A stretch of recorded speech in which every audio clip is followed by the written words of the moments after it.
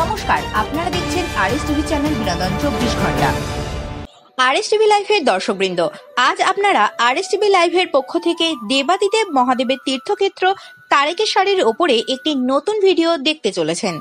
আজ শ্রাবণী সোমবার, মহাদেবের পুজোর দিন, তাই নিজের মঙ্গল কামনায় লক্ষ লক্ষ ভক্তের দল বাঁক কাঁধে নিয়ে তারকেশ্বরে পৌঁছে যান মহাদেবের মাথায় জল ঢালার উদ্দেশ্যে। কিন্তু কিভাবে সৃষ্টি হলো এই তারকেশ্বরের শিবলিঙ্গ? কে প্রতিষ্ঠা করেছিলেন এই মন্দির? কি বা তার মহিমা?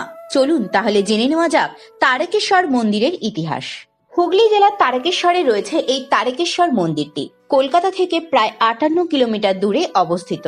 এই মন্দিরে শিবকে বাবা তারকনাথ নামে পুজো করা হয়। কথিত আছে 1729 সালে এই মন্দিরটি প্রতিষ্ঠা করেছিলেন উত্তরপ্রদেশের বাসিন্দা অবাঙালি শিবের উপাসক বিষ্ণুদাস। বিষ্ণুদাসের এক ভাই শিবলিঙ্গের সন্ধান পেয়েছিলেন।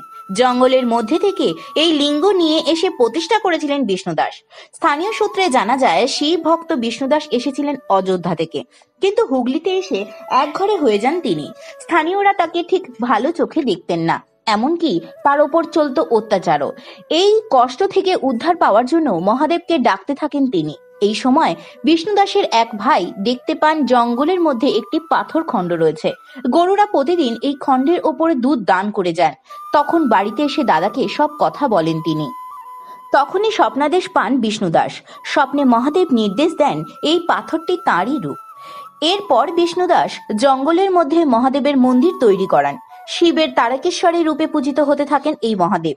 তবে আজকের তারকেশ্বর মন্দির অবশ্য মল্ল রাজাদের হাতে তৈরি।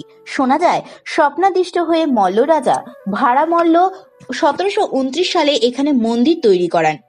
রাজবাড়ি থেকে তারকেশ্বর মন্দিরের দূরত্ব প্রায় 3 কিলোমিটার। এতটা পথ রানীমার পূজা দিতে আসতে অসুবিধা হয়, তাই পরিকল্পনা শুরু হয় মন্দির স্থানান্তরের কাজের জন্য। কিন্তু শেষ পর্যন্ত মন্দির ছেড়ে যেতে চাননি মহাদেব, তাই রাজবাড়ির কাছে নতুন মন্দির নির্মাণ করান মহারাজ। পরে আটচালা মন্দিরটি তৈরি করেন শিয়াখালার গোবর্ধন রক্ষিত। তারকেশ্বর মন্দিরটি বাংলার চালা স্থাপত্যের আদর্শের উদাহরণ। তারকেশ্বর মহাদেবকে বলা হয় স্বয়ম্ভু লিঙ্গ, কারণ তারকেশ্বরে শিবলিঙ্গ কেউ স্থাপন করেননি।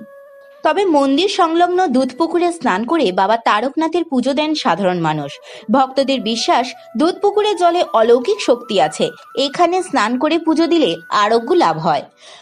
মহাশিবরাত্রি ও শ্রাবণ মাস এবং চৈত্র সংক্রান্তিতে তারকেশ্বর মন্দিরে বিশেষ উৎসব হয়ে থাকে। প্রতি সোমবার হয় বিশেষ পূজা। তবে শ্রাবণী সোমবারগুলিতে লক্ষ লক্ষ ভক্তের সমাগমে মেতে ওঠে মন্দির প্রাঙ্গণ। জয় বাবা তারকনাথের জয় সেবা লাগিয়ে মহাদেবের সামনে ধূপধুনায় ভরে ওঠে আশপাশ।